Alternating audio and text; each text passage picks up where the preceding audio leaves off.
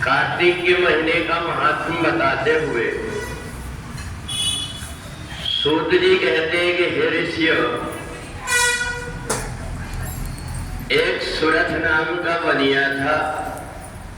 धीरे धीरे करके उसका धन नष्ट होने लगा। बनिया को बड़ी चिंता हो गई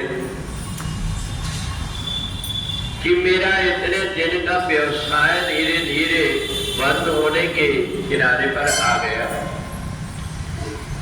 सूरत बड़ा दुखी होकर के इधर उधर बहुत उपाय किया, परंतु उसके धंधे में कोई तरक्की नहीं हुई।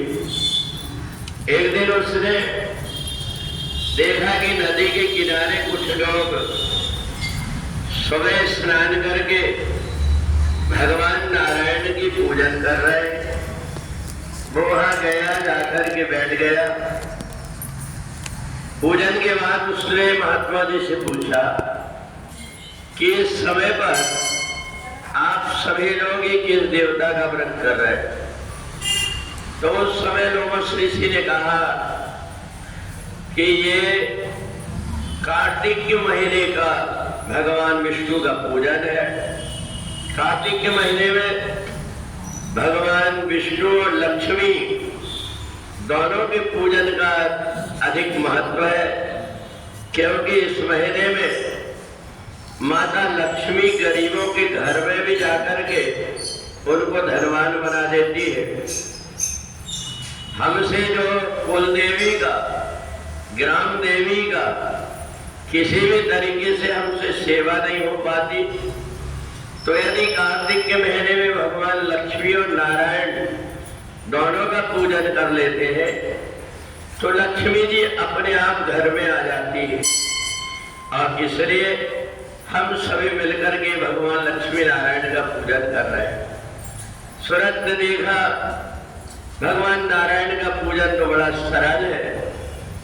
जल की धार भगवान विष्णु के ऊपर छोड़ करके अब भगवान नारायण का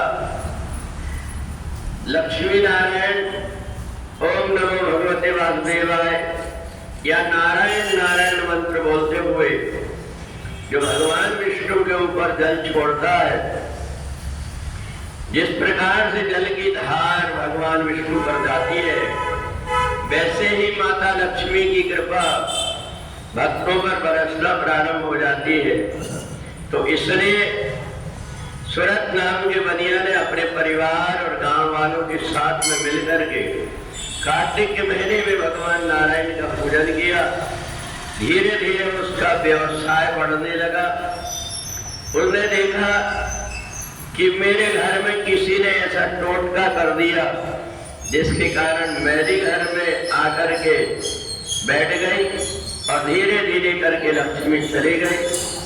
तो इसलिए सूत जी कहते कि हे ऋषियों, अगर किसी भी प्रकार से धंधा में, व्यवसाय में अगर कोई परेशानी आती है और बाधा आती है, कार्तिक के महीने में भगवान नारायण का जो पूजन कर लेता है, पूजन के परिणाम से उसके घर की मैली दूर भाग करके और माता लक्ष्मी का आगमन उसके घर हो जाता है।